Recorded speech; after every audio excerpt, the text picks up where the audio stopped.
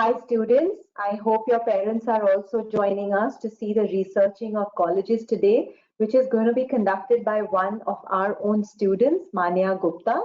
We're going to start in just a little bit because I want to give a couple of more minutes for the rest to join.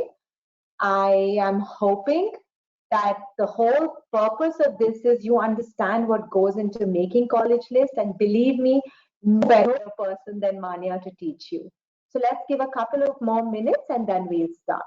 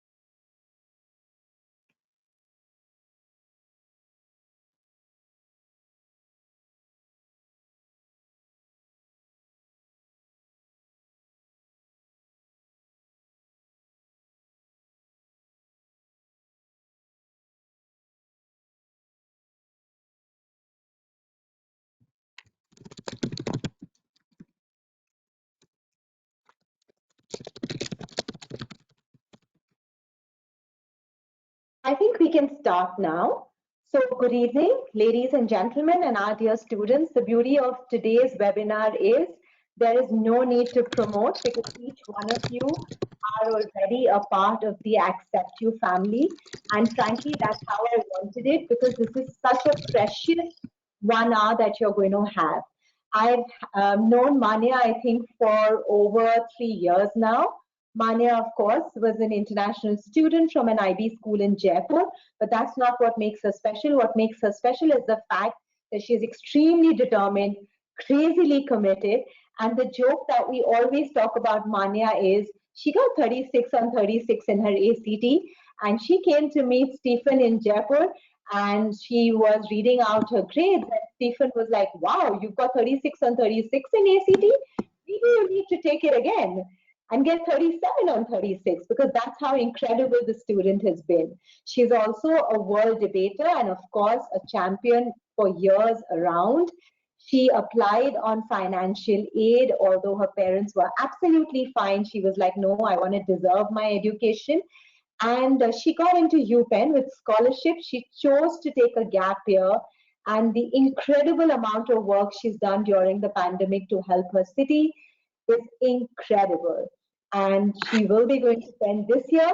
But the reason she's with you all today is her research on colleges was phenomenal. I wish I could say that we were a patch on her. We weren't. And which is why, please keep your pens and papers handy or your laptops. Write down whatever y'all want to understand. If y'all have questions, Manya is saying she'll give at least 15 to 20 minutes for question and answers at the end. But even after that, if anything is left, email it to or WhatsApp it to Ninad or me, and we'll have her answer. But please don't start overwhelming her on LinkedIn or any other aspect, because the poor child is getting ready to now finally go to US. So with that, Manya, I cannot thank you enough for this. And the next 1 hour is totally yours. Hi, everyone, and thank you for the extremely generous introduction. We'll be talking today about the process of researching for colleges. And just for some context, this is going to be most applicable for people applying to the US because that was primarily where I applied as well. It'll be also most useful in perhaps the 10th and 11th grade, but obviously if you're a 12th grader, like doing research for your why this college essay, etc., that'll also be, I hope this can help with that as well. This should also be something that can help you finalize your college list, and we'll be discussing the ways to use research to do that as well. I also want to point out that research is, while important, it's not the #1 thing to do to get into college. It can absolutely help and can help strengthen other pillars of your application, like the list you end up making and some essays that you end up writing and how you position yourself in interviews. But that said, if you are running behind on like writing your Common App essay, then it's very easy to end up spending all your time researching colleges on whatever part of the internet you've found information on, but that shouldn't be your #1 priority. So just to sort of put this in perspective, I think it can be really, really useful, but I also think it needs to be balanced out with other things that you're doing in order to make your application work. Next slide.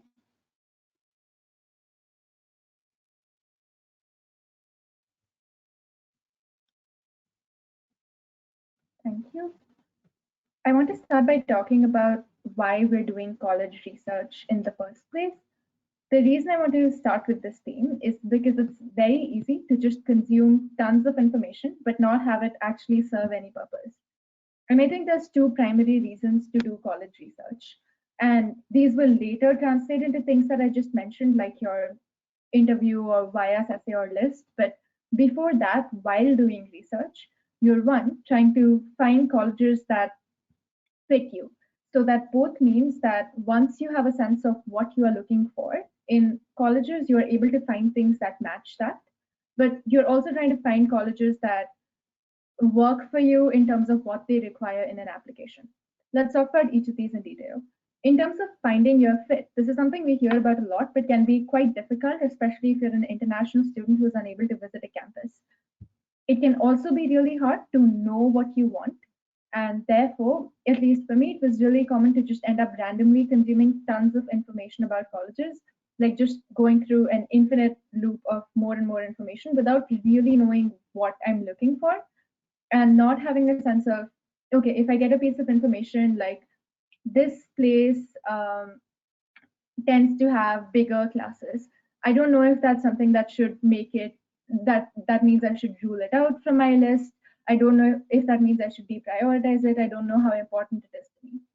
That is why I think in order to start with college research, before that, you want to begin thinking about what your preferences actually are so that the process of researching colleges can serve a purpose, in that you are constantly using the information you're getting to change what you think of places and how much you like essentially like them and whether you want to apply to them or not.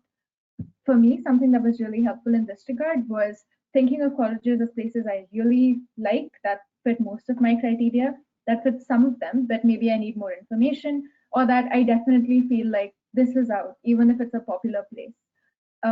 In order to do this, I think it's important to start with defining what those criteria are for you and what your parameters are. So that means having a sense of what sorts of college size do you want? What sorts of location do you want? What sorts of culture or academic opportunities matter to you? And some ways to do this are Googling like prep scholars questions to think about when making a college list, or discussing with your AcceptU mentor what sorts of things you actually want, and then using that to guide your research. So for instance, if you feel fairly certain that you're going to hate a big school and you want to apply to schools primarily under the size of 3,000, That means that when you are doing your research, you can use that as a filter to just keep ruling out places that don't meet that. Otherwise, it can get really overwhelming to keep essentially researching all these places without a sense of this is a complete red line for me. This is important to me. This is something I want information about, but isn't something that's going to rule something out or bring it into my list. So I recommend starting by defining these parameters and thinking about what colleges fit you. Another really good place to do that is the FISC guide, the FISKE guide. A lot of high school libraries will have an edition of this. You can find an edition online as a PDF, either for free or if you want to buy it just if you do your searching correctly. The second thing to think about when doing college research is specifications regarding like the application process. This includes things like financial aid. Like for me, this was a huge thing. There were a bunch of schools that I felt somewhat interested in, but I knew they were really bad at providing aid, so I didn't apply to them. Or there were schools that I might have felt a bit mixed about, but I knew they were more likely than others to be generous to international students. So that was a big deal for me. So there's also some schools, especially public schools, that don't accept the Common App. This could be a good thing for you if you're already maxing out your 20 limit on the Common App, which I personally wouldn't recommend. But if that could also be a bad thing for you because that also means more effort to apply to them through their separate portal. It's also useful to think about things like what your school's history with it, in that if a school has already accepted someone, if a college has already accepted someone from your school, that often means that they're more open to applications from your school, etc. So it can be useful to think about that too. This also means thinking about logistics, like do they need an additional subject test and what does this mean for your process? For instance, Cornell, I don't know if it still does this, but it used to, during my cycle, require more subject tests than a lot of other places. And doing this research preemptively really helps you set your deadlines and ensure you're meeting those requirements. The other thing to think of is also broadly, what do they say they're looking for, or what does it feel like they're looking for? This is hard to do specific research for, and we can talk about ways to do it later. But in general, this can mean things like, I've heard, for instance, that Stanford is more open to essays that feel a little bit quirky in a way that Princeton might not be, or that Brown, because of how much it cares about its open curriculum, really tends to like students that are artsy or that have like a bunch of varied interests that they think can really be fulfilled by the open curriculum. Schools like Bowdoin have said to counselors, and this is something I learned from my AcceptU counselor, that they really care for values like heart. These are things that aren't going to like make or break what application you send to them, but it can help you when you're trying to figure out what should the 10th thing I put on my activities list be, or which of my recommendations do I want to send to this college, because you already have a sense of what they care about. Next slide. Once this preliminary information is in place and you know what you are looking for, both in terms of the personal criterion that you want to meet with the place and in terms of the logistical information you are seeking about them, we can then talk about how to actually begin to get this information. The most obvious sources are the ones currently on the screen. So the college website, for instance, the admissions websites, which are often separate, like I know Penn, Cornell, and a lot of other bigger schools tend to have like a different website for prospective students, wherein they will provide a broader overview of what the school is like and offer tools specifically made for prospective students, while the college website tends to be more in detail about things that might seem a little bit more boring, but I would argue are extremely important. Basic information sessions to just get a sense of what they prioritize and some of this logistical information can be really useful. And ways to find out about them are things like newsletters. So if you sign up for the mailing lists of a lot of the colleges that you're interested in, you'll often find out if they're doing a webinar or if they're like visiting your city or things like that. So keeping an eye out for things like that is also often really, really useful. There's also just the major websites that most people know about, like niche.com or Unigo, which tend to have more personal reviews of colleges. Like if you decided in the first step that you just cannot stand a school that will seem very extremely competitive and cutthroat, then if all of the niche reviews for a school you're looking at say that this is extremely toxic culturally, and you don't, then that should be a thing you should consider strongly. And these websites wherein students can give their reviews can be an interesting, very easy to browse place to begin to get that information. There's also their social media, which is useful because it's obviously really accessible, like it doesn't require a lot of additional effort to find out that information. But B, I would argue that the social media is useful because they will often have very timely updates on there that you can't find anywhere else, that they're not going to put into their like mailing list. So for instance, an example of this for me is Bates College, which is a small liberal arts school, was making a new science center that they're going to launch in fall 2021. I think I found about this from their Instagram or one of their social media pages, wherein they just announced that they recently received like a huge grant to develop this new science building that's going to be one of the biggest science buildings in the state or something like that. And I remember bringing it up with the admissions officer when I met him at an event at a college fair my school had hosted. And that was something they were like noticeably impressed by. And that type of like more informal but still really interesting seeming updates are things you can often get from their social media. The social media is also a useful way to get like student profiles, wherein they'll often have like a student do a takeover of their Instagram account, or they will have like a link to one of their blogs wherein they'll in-depth discuss a student, and that can sort of help you imagine the trajectory that you can help them see you living in the future. So if you find a student that does a lot of things that are things that you might be interested in as well, you can use some of those examples to write your why this college essay or begin thinking about what this place has to offer for you. Newsletters can also be really interesting as a way to like figure out the vibe of the school, because schools do very different newsletters. Like Swarthmore and U Chicago tend to do really, really weird ones wherein they'll have some sort of joke or quirky anecdote that they organize it around. And my Why Swarthmore essay actually ended up being like based on one of the question and answer structures in one of their newsletters. So it can also be an interesting way to sort of understand what the general culture of the admissions office there is in a way that other sources might not be the best at actually sharing. Next slide.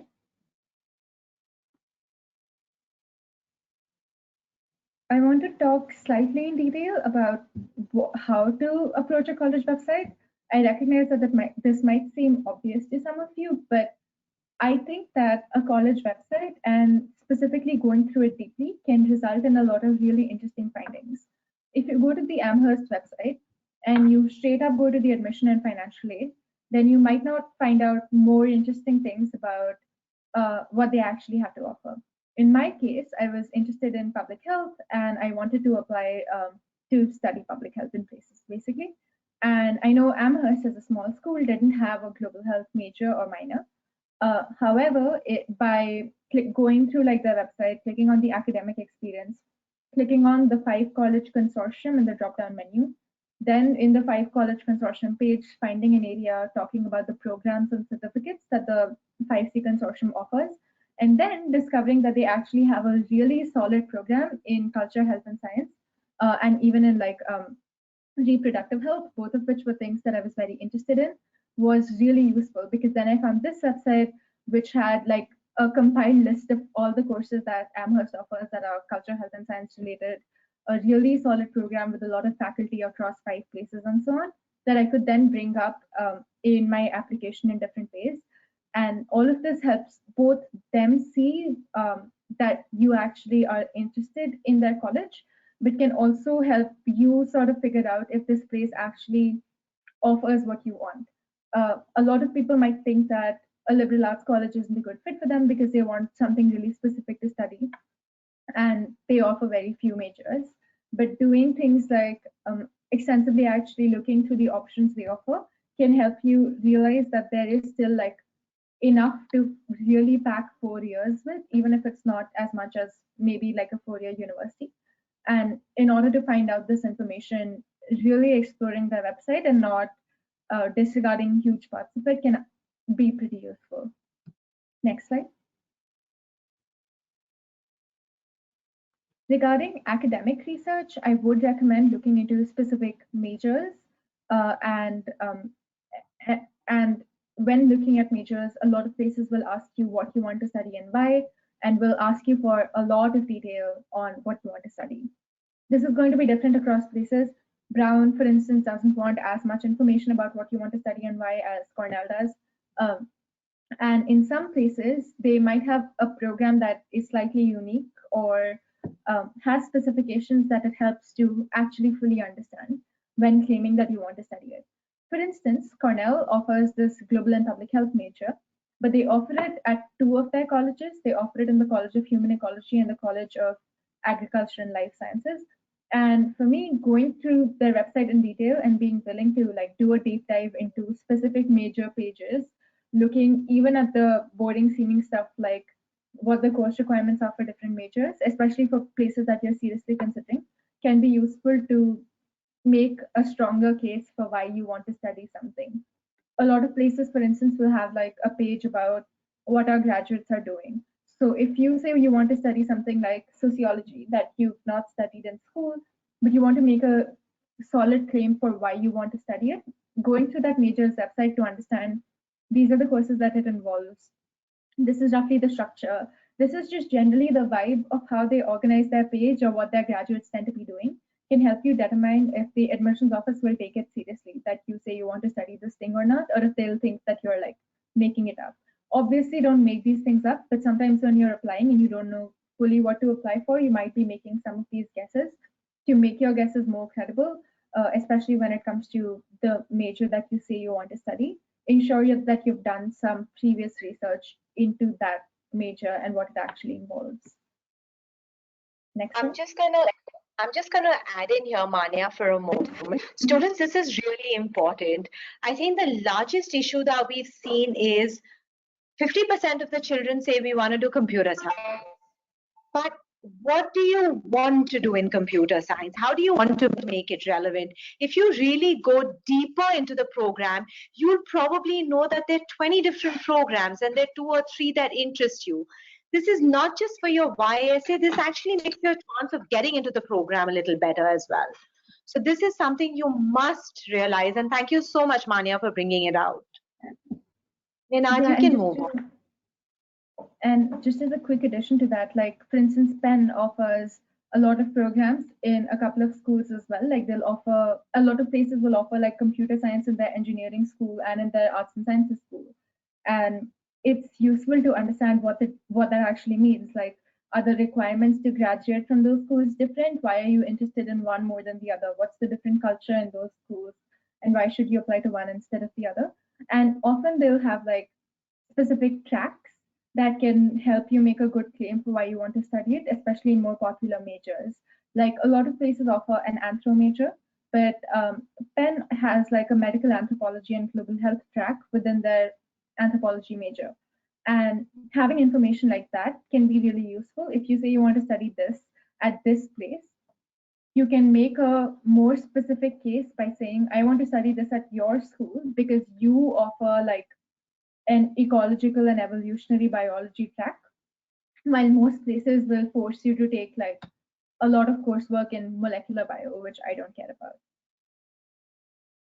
With the second part of academic research, you also should have some level of research into like courses and professors.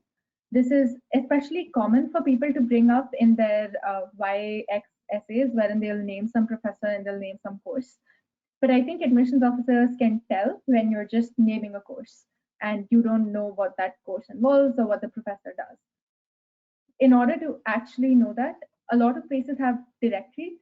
So rather than just like going through a website and looking at a course's name and then being like, you offer an introductory computer science course, yeah, but so does every other place. In order to find more specific courses that might be upper level courses that you can look at the descriptions of, I would recommend looking for course directories. So one of these is a screenshot of Penn's directory. A lot of places will have downloadable PDFs. Like Vanderbilt has a very big PDF on their website. That's huge. But you know, if you scroll to your major, you can look at all the courses that are offering that year in your program, and you can find maybe like a more specific upper level seminar and say that no other place has a class about birth, culture, and technology, and that might actually be true, and uh, and that can be more interesting. In these directories, they will also have like a description for courses, which I would recommend reading rather than just naming a course. Admissions officers usually like don't know that much about each course, so it's not like they're going to be very suspicious. But if beyond naming a course, you also have one line saying, I want to study the Asian Caribbean at Penn. I want to take this class at Penn because it's going to explore XYZ themes that I care about due to ABC things I've done. That's so much more useful than saying I like classes like this number, and that number, because that's obviously something that you've just copied from the website. With respect to professors, I know this seems like overkill, and sometimes it is, but it can be. You would be surprised by how rare it can be to find a professor with interests very similar to yours. Uh, and a lot of places, like when you go to college, you will probably like have many professors you interact with, but you will probably end up with like 3 to 4 really close mentors. So if you're able to convince the admissions office that there's a couple of really great people at their place that you think are like they share all your interests and you would absolutely love to work with them, then that's also a really useful thing to point out. And it's also really useful for you just in general, because having a faculty mentor who has interests that really line up with yours can be very useful, and not all departments will have that. This is especially true for departments that like anthropology or sociology, which can mean a lot of different things. Like you can have an anthropology department that focuses on South Asia. And if you're interested in that, that's great. But you can also have an anthropology department that has zero professors interested in South Asia. And it helps to be able to make that case and do that preliminary research. I also think professors can be really interesting as people to interact with. They won't always be open to interacting with pre-Shosh because they're extremely busy, but sometimes they can be. So for instance, with the professor on the screen right now, I thought I shared a lot of interests with her, and one of the readings that she says one of the things that she's worked on that she lists in the scholarships section was actually something about India and I think sex work. And I had written a paper about commercial surrogacy at some point.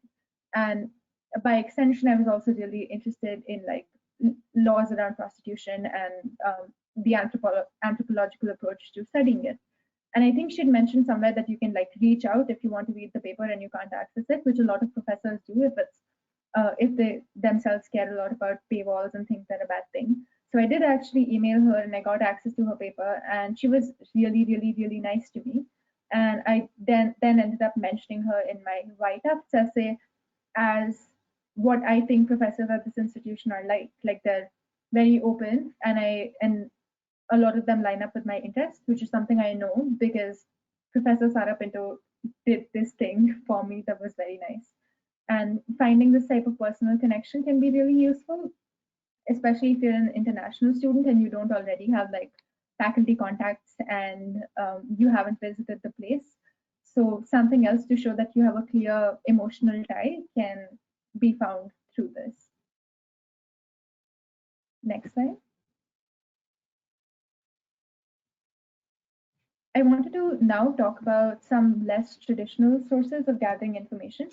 A lot of the sources I mentioned, you know about, right? Like you know that a newsletter exists and a college has a Instagram page. But I think there's also other routes of gathering information. These are not necessary, and you shouldn't do this for every single school that you're applying to. But if you're making a decision about what school to apply ED to, or if you are finalizing your college list and you know you want to apply to 15 schools, but you're really confused about whether you should pick like this one or this one for the 15, then maybe you want to like go a little bit deeper. Or if it's a school with like a 650 word why asked essay and you want to be more specific and have some more anecdotes, then these sources can also help.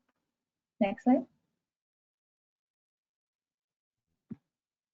So these sources are more extensive.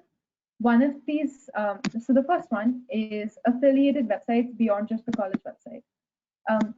For Penn's case, which is where I'll be attending, this means that rather than just looking at Penn's College of Arts and Sciences website, I can go onto the website of the Center for Advanced Study of India, which is actually one of the biggest centers in the United States for the study of South Asia, but isn't like isn't directly and it's a center at Penn, but it's not like a within the main website or within the admissions website. And on that center, you can find information like, wow, this place has like really extensive grants and very, very deep ties with India. And that's something I want to study. So I can say that the fact that Penn has CASI, the Center for Advanced Study of India, is really great for me. So going to these websites and finding out like what these centers can do can also be really useful, because this also can indicate that this is like a department that's very strong at this school. Like if your college has a center for research into um, neurological law, which I think like Vanderbilt has some version of that, but that means that they care about this thing as a thing to study. And that means that they are pulling a lot of faculty that care about this specific issue. And in a way, that's actually really rare. So if you scroll through center lists, you can end up finding out about the research priorities at that place, or what sorts of niche strengths that they actually have are. Because a lot of places will have like this really specific center that you'd be surprised even exists, like a center for the study of aging. But that the fact that that center exists and is well funded indicates that they might actually have courses or faculty that care about this thing a lot. Graduate school websites can also be really interesting.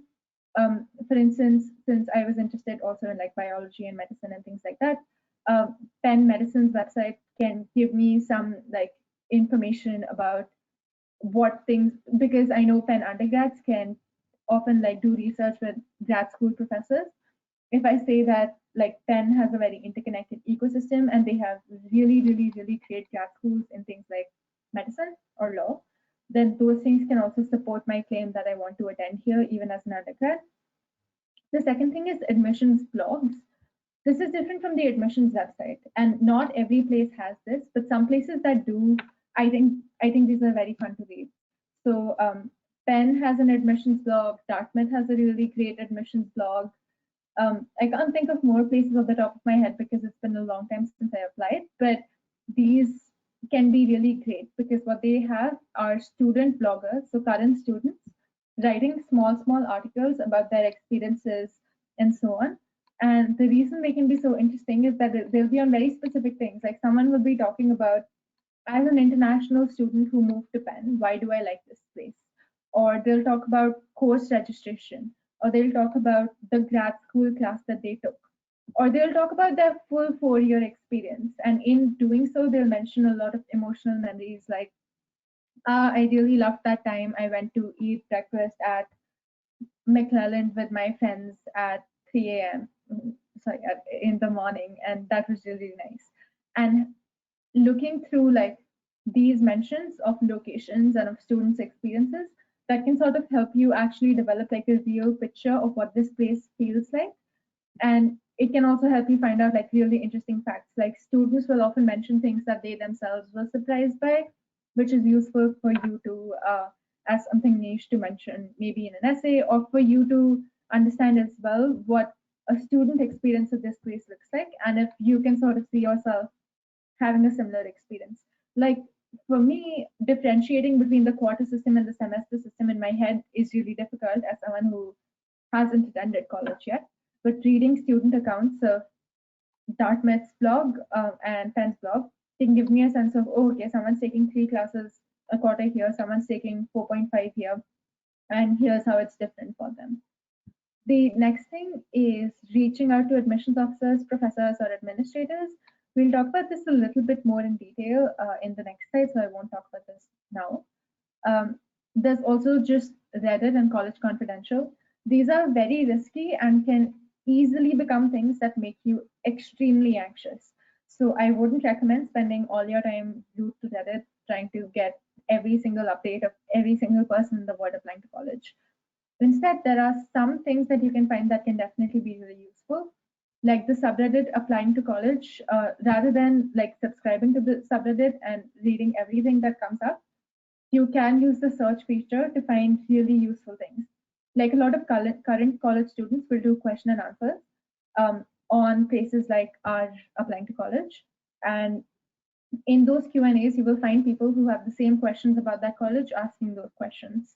Like you will, if a Harvard sophomore is doing a Q&A, you might find someone in the comments to that post asking that person about whether yeah, what they've found about like mental health services there, which might be something that's hard to find on the website. Or if it's a school that's known for its stress culture, like Cornell or Penn, you can find really honest responses since it's an anonymous website wherein like a senior is giving this advice, and you can get like an accurate representation of their experience. I would still recommend not taking these things too seriously because it's still just one person answering it, but it can be a really great way to get very specific forms of information and get answers to questions that you have about places. Like if you just Google Penn Q&A or whatever you just put that into the subreddit search bar. There's also college specific subreddits. Like Penn has one. A lot of smaller schools will not have that active ones, but a lot of big schools will have really active ones.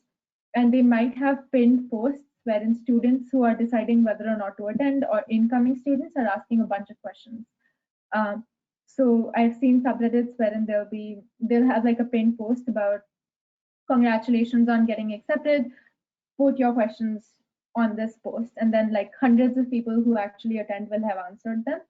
So that can help if you don't already have a contact at that school, then that can help you get that information instead. Uh, Applying to college is also useful as a subreddit because it has a lot of just general, broad, generic information. Like you can find things like people's mock timelines or uh, just some general thoughts that can be really useful. So if you already know what type of thing you're looking for, like essay advice or other brainstorming prompts, then there's a surprisingly good amount of useful things that are pinned on the subreddit or you can search and find, as long as you don't like let yourself get sucked into it. The fifth thing is additional webinars. So there's, apart from just admissions webinars, a lot of places will hold like slightly admissions related but strange webinars. Like I remember when a lot of women's colleges last year held a combined webinar wherein I think Smith, Wellesley, and definitely, and I think Scripps and a couple others were in attendance, and they were all just talking about like specifically what the women's college experience is like. And that was really useful for me because I know that that's not like I didn't personally know anyone who had been to a women's college, and finding specific thematic information ended up being really useful in making my final decision about whether I wanted to apply to those or not, and to actually get really specific questions answered as well. I think YouTube can also be a surprisingly really good source for information about colleges. Like it really was for me. I don't mean college decision reactions, though I know you will probably end up watching some of them. I know I did. Binge watching them is definitely not healthy at all and can be extremely stressful. That said, there's so many college YouTubers now. Like for every school, there's at least a couple of people whose YouTube channels are about that college, at least for more popular schools. And they'll have great information. Like they'll often have Q&As about why they picked it and what their experiences there are like. Some of them will have like admissions advice specific to that school. Some of them will often like interview their friends and help you develop like a really good picture of what that school is like. And even blogs can be useful.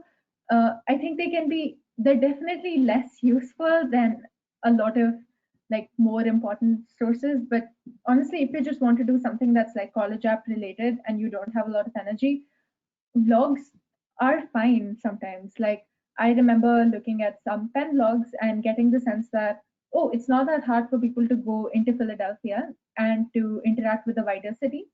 And it definitely seems a lot easier than it is even for schools like in Cambridge to go into Boston. And that ended up being fairly big for me as something that I was personally drawn to. And that type of information is hard to find because yeah, it's not like necessarily something that will be like upfront on that college's marketing, but can help you develop a picture of what an average student's experience here is like. obviously take these with a grain of salt as well, because it's just one person's like lifestyle there and isn't indicative of the full school. The next thing is college newspapers or magazines. So Penn has the Daily Pennsylvanian, Yale has the Yale Daily News, Harvard has the Crimson, etc. And these can include a lot of things that completely aren't related to your actual college app process, but can include some interesting relevant things. So these don't hurt to scroll through either. Again, they're not a primary number one source to go to if you have a question about college applications, but they can help you sort of get really interesting insights about that place. Like early last year, when a lot of colleges were having a conversation about how they should change grading to accommodate for COVID, then a lot of their student newspapers had really intense debates in article format on those newspapers. And you can tell by the decisions that the college takes, or how receptive it is to students, or what complaints students tend to have, because that's what a lot of these newspapers are. They're like, Penn should stop doing this, or Chicago should stop doing this. And then that can sort of give you a sense of what the actual real complaints that students have are, because colleges will otherwise go to a lot of lengths to avoid that information getting out. And these newspapers I found have very well organized ways of actually understanding, if any problems, what those problems can be at these places. Um, and even student magazines can be interesting. Like Penn's College of Arts and Sciences has this magazine called Omnia. Dartmouth has Dimensions. Um, they won't give you like very specific facts, but again, for generally picking up on the vibe of the school, how much they engage with students, how easy it is to design your own program, etc., they can also be interesting sources. The eighth thing here is talking to current students. So this one can be hard if you don't know a current student, but if you're able to find someone through AcceptU or through your own school's alumni network, or through like a friend of a friend, then they can be great people to talk to if you have really specific questions. Like for my Brown application, I was unsure between two specific majors. I think they had a public policy and another major that sounded very similar, and I couldn't tell what the actual difference is. And talking to a student really helped with that. And these students can also help with people to read your essays, especially if you have a YX essay, because it's really easy to make mistakes. Like in my Penn essay, I remember I had written CAS a bunch of times for College of Arts and Sciences because I was running out of word count. And a friend of mine who's a senior at Penn pointed out that no one calls it CAS. People either call it the college or SAS, like School of Arts and Sciences, which is really weird because it's College of Arts and Sciences, but that's not a thing I would have expected. And now when I'm looking at people's essays as well, like there's a lot of really, really small things like this one that obviously aren't going to make a huge impact on your application, but can be like nice things to polish out so the admissions officer doesn't like feel a bit like, oh wow, mistake. And it doesn't hurt to be on the safer end by getting in touch with these people in the first place. So I'm going to shoot in here. Nina, just keep this slide. Reddit, for the parents who are a part of this blog, please don't freak out. Reddit mentions things sometimes which are completely irrelevant. And I've had parents who've turned around and told me, oh my God, there's so much drugs. Oh my God, there's so many safety issues. There isn't. Every college has a certain amount, but believe me, they're way, way, way safer than any of our roads or any of our places. So when you're reading Reddit, you really need to be a little careful. Look for specific information that you want to, and beyond that, don't give it more importance. In regards to the additional webinar, I want to point out to you that when Manya was working with us, she didn't have CALFO. You kids have CALFO, and CALFO is a game changer. Y'all have more than 7 to 10 webinars happening literally every month. It's written on your CALFO. It's just about you going there and looking at them. So please make sure you start doing that. In terms of college newspapers, I'm a very big believer of that. You get a very strong, if I may say, a vibe of the college through their newspapers and magazines. And that's not something we living in India really ever understand. And very often, your counselor of AcceptU must have asked you, what kind of a place do you want to be? Is it collaborative? Is it competitive? Do you want a happy place? Do you want a hippie vibe? Do you want a lot of outdoor vibe? And all of that you'll get only through the newspaper. So that's something I really want you to do. And I have to wholeheartedly agree with Manya on on this one, the talking to current students. So many times I've noticed that when you write your why essays, the way your AcceptU counselors will check it will be phenomenal.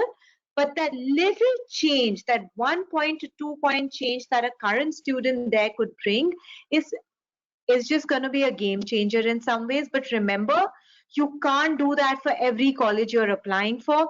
Be careful, make sure for your top 3 colleges you do that homework and effort.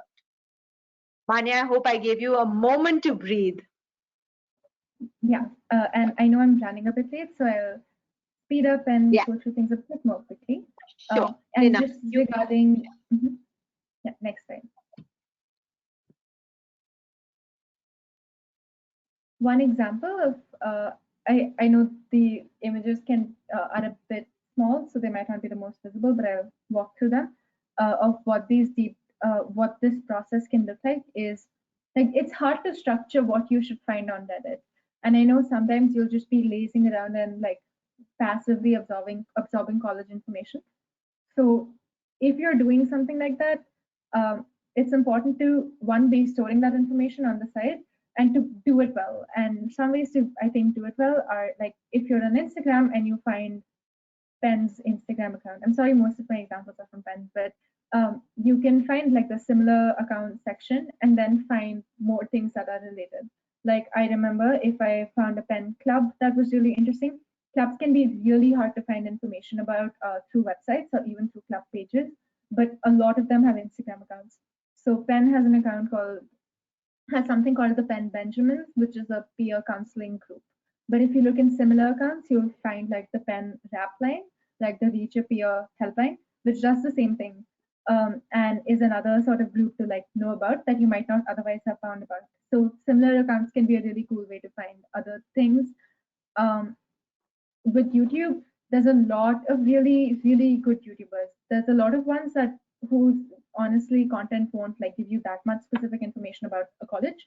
But if you sort of know what you're looking for, then there's definitely ones on the other end as well. Almost all of what I found out about Dartmouth was from like this YouTuber, like Hates Joshko, and then like other YouTube channels that came up and suggested through that, or other people he featured on his YouTube. And I initially was really hesitant to apply to Dartmouth because I'd heard like all sorts of, it's really white, it's very much in the woods and very isolated, so, and there's like a really intense drinking culture, it's very fratty. But like hearing from a person in detail say, I was scared about the frattiness, but here's what I like instead, or here's what it actually looks like was super useful. And yeah, so YouTube can be great if you know what you're looking for. With student blogs as well, can be you can accidentally end up finding really great information. Like I remember I found this one person in the Dartmouth blog called Jenny Chen. In her description, she had mentioned this thing called the Great Issues LLC.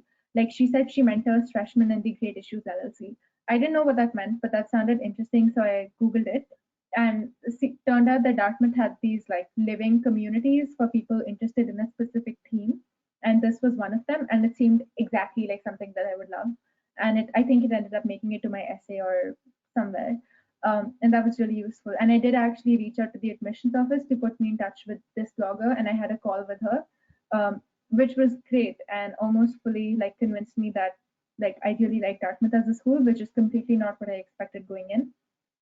With Reddit, that's just a screenshot of one of those Q&A things that I mentioned. Next slide.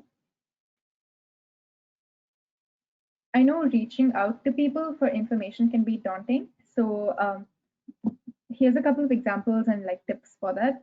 I would recommend preparing specific questions that you can't find answers to online because they can tell when it's like a random email to demonstrate interest, and it probably won't do that much if it's not demonstrating real interest. So do some actual research and come across questions that you can't easily find questions to, and then maybe reach out to them. Like I was confused about, so Swarthmore said that you can make your own major and they didn't have a global health major. So I was interested in just learning more about, do people often make their own major? Because often that's offered as an option, but it's really logistically hard, so no one does it. And I wanted to know what the difference between like, they had like a couple of like individualized special major and regular special major. And that wasn't something I could find on the website. So it was something I actually reached out for information about. I also think it's great to follow up after real life conversations. Like if you meet them at a college fair and you have a chat with them at a college fair, absolutely email them in a couple of days if you have any additional questions. So you will be solidified in their memory. This is mainly true of for small schools. If like this won't matter to the Princeton's admissions office, but it might matter to like Smith or Colgate. Uh, I also think admissions officers are like usually the best place to send questions, but you can ask other people. Like if you have a question about specifically if undergrads can get involved with their another academic program, then you can reach out to people that head that program. Um, yeah, this likely won't change what your decision is, but again, it really doesn't hurt. Um, and it can be a good opportunity to set up additional conversations. Like I remember once I emailed Tufts with questions, and they said that I might actually want to reach out to one of their current students from India. And I don't think I ended up doing that. But again, it's a good way to actually get these contacts. And schools on the smaller end or schools that are slightly unpopular, like that are popular but not like a top 10 school, so they still want to put some effort into getting applicants, they can actually be very enthusiastic in engaging with you rather than giving you nonsense automated replies. Next slide. Yeah, this is another email example of like emailing a specific program about whether undergrads can get involved or take classes in a grad program. Next slide. I wanted to talk about organizing this research as well, because I think this makes a huge difference. I think it's so easy to spend many hours on Reddit just scrolling through or like just scrolling through College Confidential or like looking at a college's Instagram and think you're doing good work for your applications. But usually you're not, and you're just stressing yourself out. And the only way out of that is actually making that information usable and doing your research intentionally with specific things that you are looking for before you go into a research session. So don't just be like, I want to learn more about, uh, or just like, I just want to do college research and then just do whatever you want in the internet for an hour.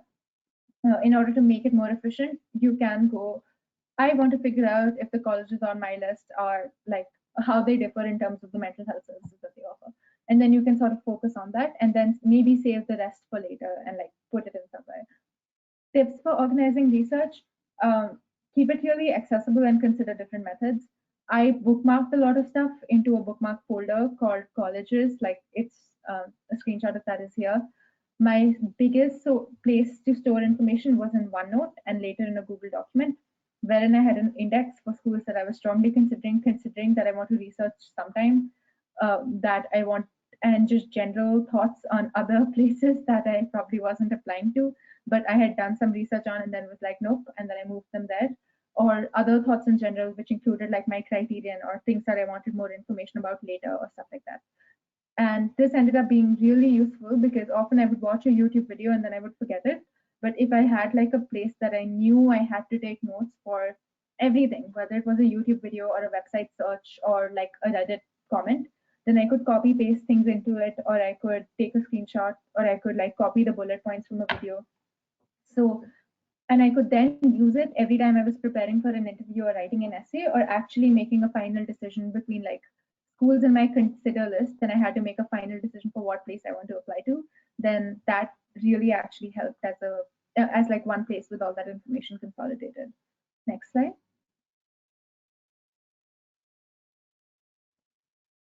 Here are some general tips on managing overwhelm while researching. Limit the time that you conduct research in. So literally like have like, I will only research for 1 hour. Conduct more specific research only like once you have like a broad idea of that school, like you've attended a webinar or looked at their admissions website. Recognize that not all sources are equally beneficial. like this very diminishing utility as I went lower in my list. It can absolutely be helpful to get like to read through everything on the Yale Daily News website, but it's very much not necessary. And reading that additional article when you are very tired and you have a ton of things to do is not going to change your decision that much. Force yourself to make calls on the go. Like if you are confused between two schools, you can't just keep. I don't know if this is a problem other people have, but I would often just like use that as an excuse to spend hours just researching about them in a way that isn't actually changing my decision. So you need to acknowledge like what are you confused about and then do specific research on that and then just make a decision rather than just stretching this out and having like an infinite research loop. I would also ask you to acknowledge that you just can't have perfect knowledge of a school. Like some context for me is I did all of the things that I mentioned in this PPT, but Penn was very low on my list. Like it was a school that I initially thought I was applying to, mainly because they had like reasonable financial aid and a lot of debaters I knew had gotten in. So I thought that maybe they're more open to debaters than other schools. And I got into Penn and another school that was very high up on my list, and I ended up choosing Penn. And I think like you will do a lot of research once decisions come up, but also like you will never know perfectly what your 4 years at a school will look like. No amount of Reddit posts are going to tell you that, and that's fine. You can still make really good decisions with limited information, and that's just a part of this process, and it'll still be okay. And if there's one thing I learned from like doing the amount of research I did is that colleges are more similar than we think, and that it is very possible to have a good experience at the vast majority of places if you just know what you want to do there, and if you like know what academic program to look for. Like you would be surprised by how genuinely wonderful and with some bad things most colleges will end up being. And it's okay if your research process is imperfect, basically. Yeah. Next slide. Cool. I am done and I'm open to any questions now. Wow. Manya, every time I hear you, I get so inspired. So I'm a proud parent here when I hear Manya speak. But students, I really am glad that you almost all of you all stayed till the end. I hope there's a crazy amount of learning you've done. Since it's just us, y'all can actually unmute yourselves and ask questions if you all want.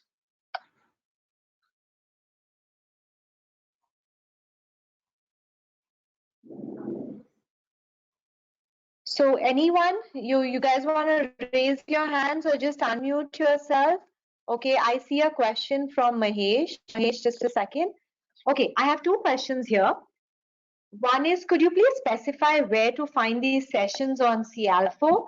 Mahesh, you can check on CALFO, you will get to know. And if you still have a problem, Evan at AcceptU will answer that. And otherwise, we'll try and answer it.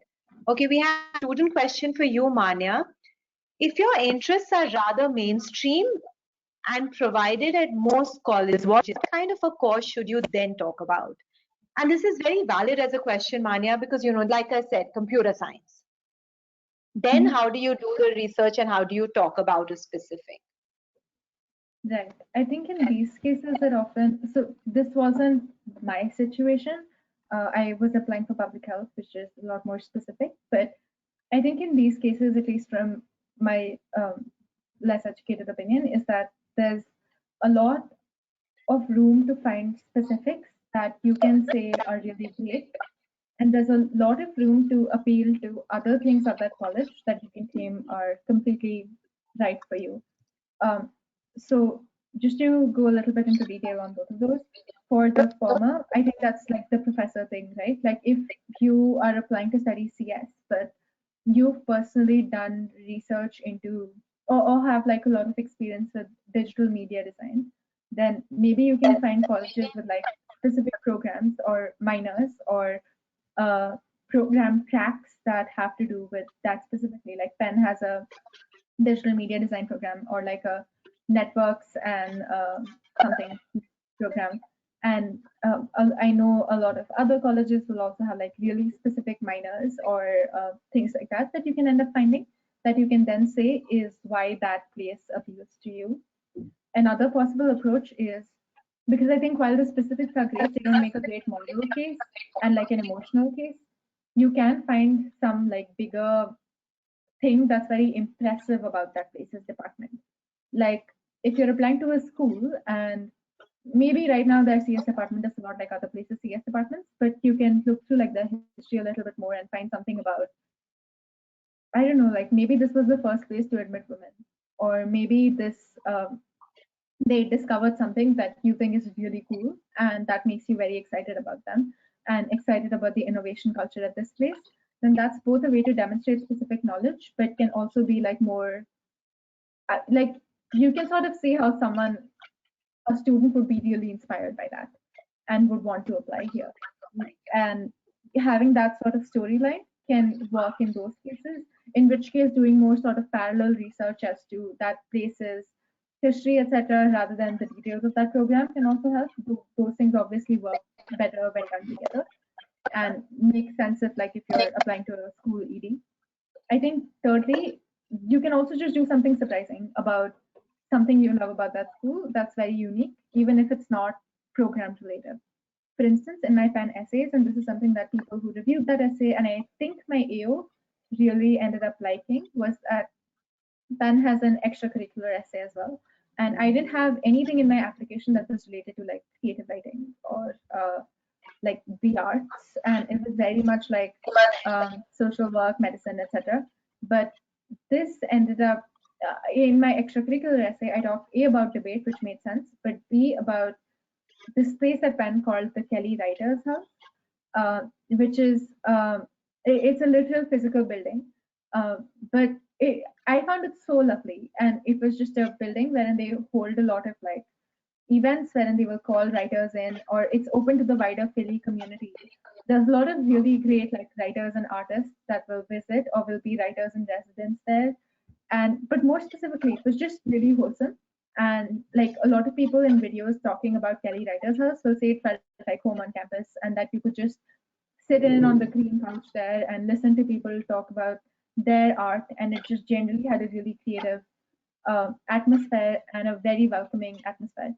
And I talked about that in my essay, and I wasn't applying to anything related to that, but I think it still shows that, like, you know the place, but there's something emotional that ties you to it. So I think you need to serve the parallel purposes of clearly this program is a better fit for you than other programs, and showing to them that you just want to go for whatever reason that might be, and that you can do in a bunch of other methods.